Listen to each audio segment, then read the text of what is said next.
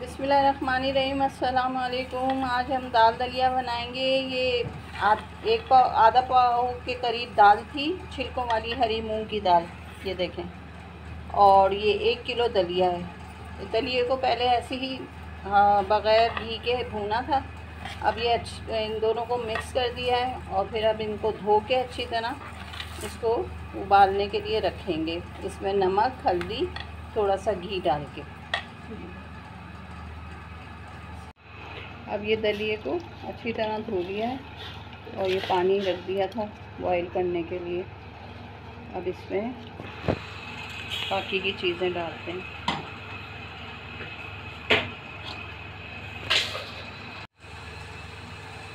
ये अब दलिया पानी हल्का हल्का उबल रहा है। अब इसमें हल्दी,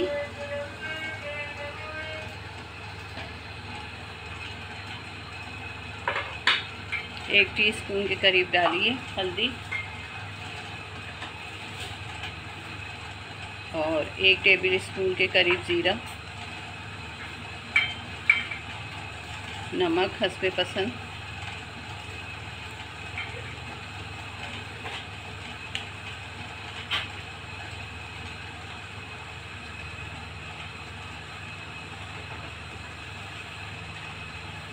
पानी उबल रहा है। अच्छा, जब ये पानी उबल जाएगा और पकने लगेगा दलिया, तो हम इसकी आँच को बिल्कुल धीमा कर देंगे, क्योंकि ज़ाहिर दाल है, गलने में टाइम लगेगा। ये दालचीनी और बड़ी इलायची डाल दिए,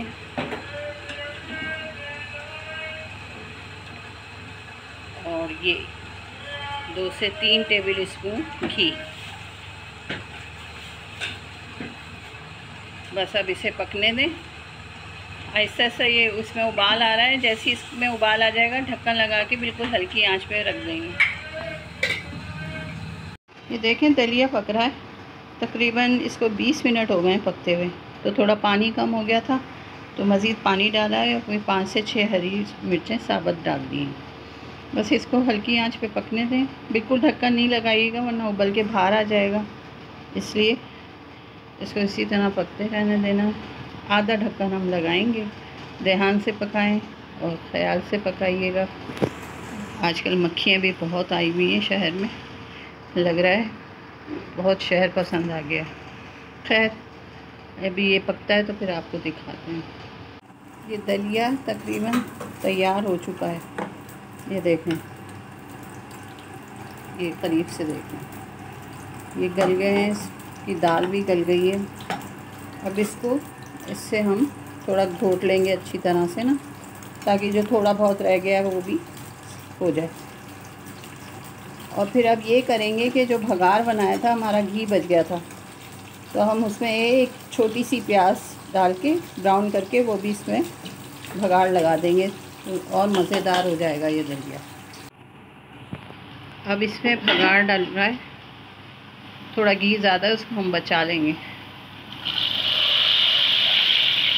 और प्याज इसकी निकाल के अलग से डाल देंगे। अच्छा, ये तकरीबन हमने 1.5 घंटा पकाया है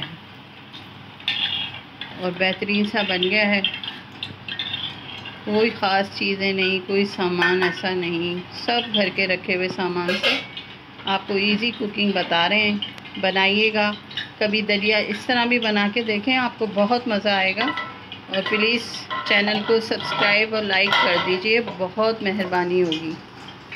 अभी मैं आपको इसको डिश आउट करके दिखाऊंगी कि इसके साथ हम लोग चटनियाँ और हरा मसाला वगैरह भी रखेंगे। तो ये तैयार हो गया है दाल दलिया, मज़ेदार सा। इसको बनाएं।